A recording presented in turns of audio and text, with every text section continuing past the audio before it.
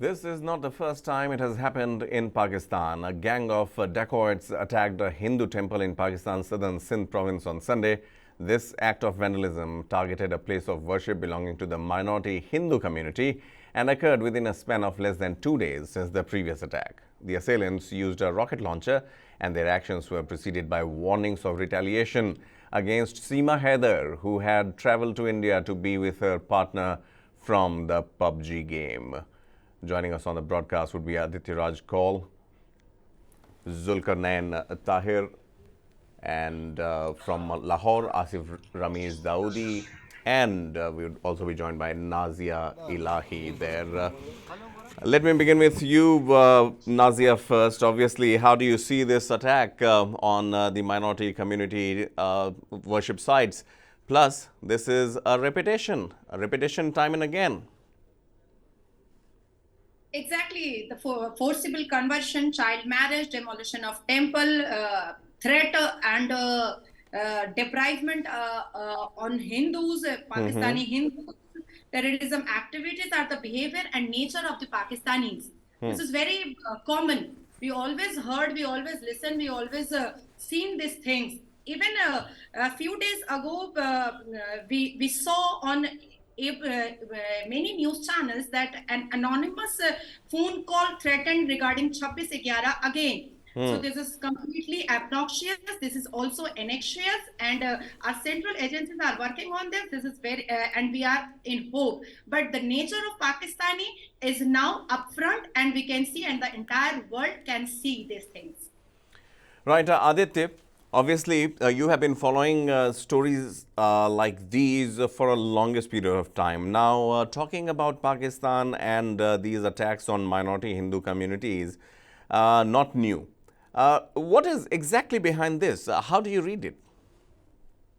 Well, Pankaj, this is not new. Just like you pointed out, for years we have been tracking these developments in Pakistan, where minorities have been targeted, not just Hindus, but Christians, Sikh community members, and several others continuously have faced this onslaught of the Pakistani state, be it temples or even we've seen Ahmadiyyas in Pakistan continuously being lynched, attacked, not given any kind of fundamental rights. And essentially, I personally believe, because I've tracked this for years together, that Pakistan in its DNA is a Hindu hating administration. It's a Hindu hating society and a Hindu hating government. So, why exactly is the world community, is the United Nations, is the United States watching this silently? Every year, Pankaj, we see a yearly report on global religious minority rights that come out from the United States. While they continue to preach India and several other countries, no statements, no action plan is being planned for Pakistan, where continuously we see Hindus being attacked, Christians being attacked.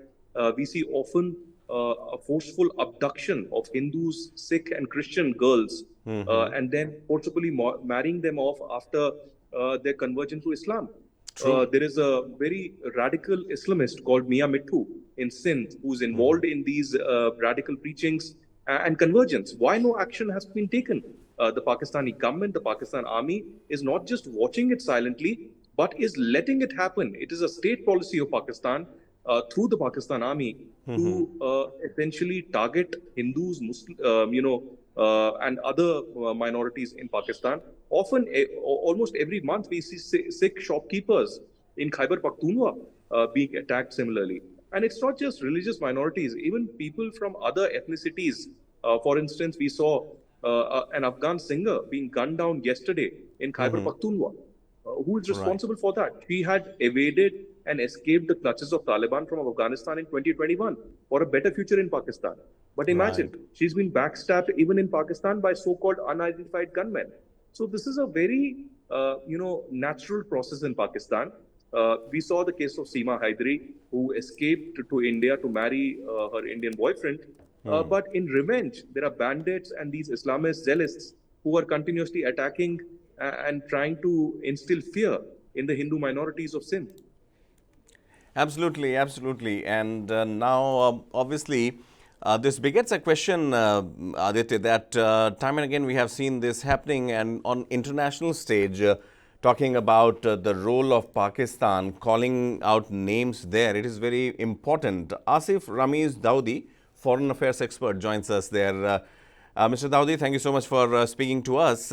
As my colleague Aditya points out, there are names, there are places which are earmarked and are known to be such breeding grounds and thriving grounds for acts like these.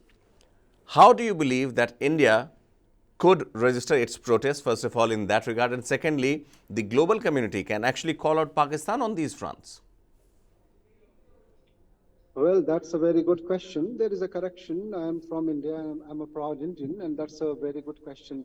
I can't agree more with Aditya, what he has rightly said about the condition of minorities, or especially Hindus there in Pakistan. Even if you look at the data, and it reduces from, let's say, around 22% to less than 3%, which the global community and the international community and UN and everyone else who talks more about India and the human rights in India, they should have some sort of, devices set. They should try actually to look at the things that's happening there in Pakistan. Now, we talk about terrorism, we talk about extremism, we talk about dacoits and bandits threatening the government there, and the Seema Haider case, I mean, that's one thing, but it's a general practice. It's not something new, as Aditya says. I mean, it's like everybody knows, every country knows what kind of condition there is, and especially when you talk about TTP, when you talk about the kinds of support that the establishment and the local government there, they give and they promote these things. Forget about these things. I mean, this is one thing, and we all know, the world community knows about that the Muslims themselves there in Pakistan, they attack and they kill the other Muslims while they are praying in the mosque. And this is something, right now, what we have seen here, this is something which I strongly condemn.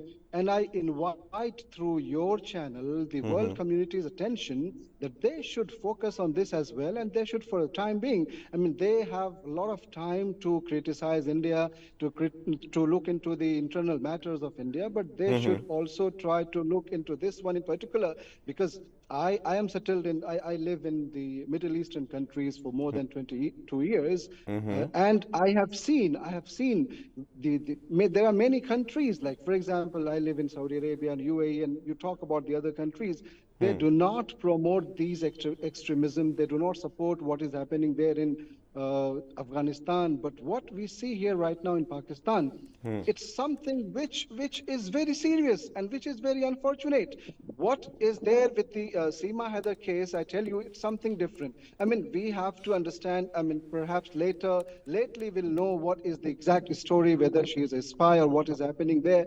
That I don't want to, comment on that at this moment, but this is what is happening there in Pakistan. They should